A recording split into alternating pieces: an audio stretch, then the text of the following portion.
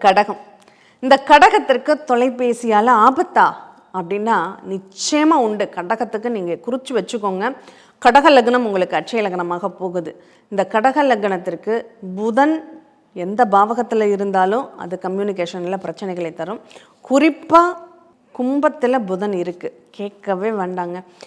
நிச்சயமாக கன்ஃபார்மாக உங்களுக்கு அந்த மொபைல் சார்ந்த நிகழ்வுகளாகட்டும், தொலைபேசி அழைப்புகளாக இருக்கட்டும், அதில் வரக்கூடிய தகவல்களாக இருக்கட்டும், நமக்கு சந்தோஷப்பட முடியாத ஒரு சூழ்நிலைகளை அமைச்சு கொடுக்குமா? கண்டிப்பாக இருக்காது.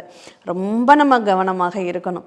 தினம் ஒரு ஃபோன் அடித்தாவே ஒரு பீதி வரும்னு சொல்லுவாங்க இல்லையா, அது ஏற்படக்கூடிய ஒரு வாய்ப்புகள் இருக்குது. அது குறிப்பாக எப்போ நடக்கும் தெரியுமா?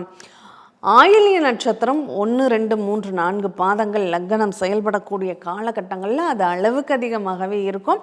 நீங்கள் அந்த நேரம் பயந்து தான் ஆகணும். எதிர்பாராத நஷ்டம், எதிர்பாராத கஷ்டம், எதிர்பாராத இழப்பு, நரம்பு சம்மந்தப்பட்ட இப்போ அந்த கடகம் ஆயில்ய நட்சத்திரக்காரங்க மொபைல் போனால் தயவு செஞ்சு தலைக்கு பக்கத்தில் வச்சுக்கிட்டு நீங்கள் யூஸ் பண்ணவே பண்ணாதீங்க.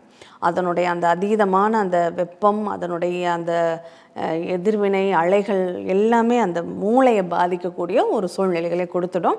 பேக்கெட்டில் வைக்கிறீங்க அப்படின்னா அந்த வெப்பம் அதன் மூலமாக உங்களுக்குள்ள இதய துடிப்புகளில் ஒரு சில மாற்றங்களை ஏற்படுத்தும்.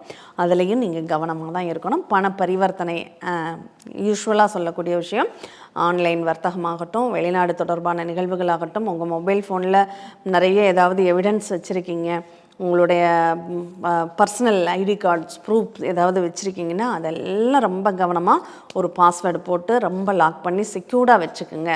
ஏன்னா இல்லைன்னா அதுவும் உங்களுக்கு மிஸ்யூஸ் பண்ணுறதற்கான வாய்ப்புகளை கொடுத்துடும் அப்படின்னு சொல்லலாம்.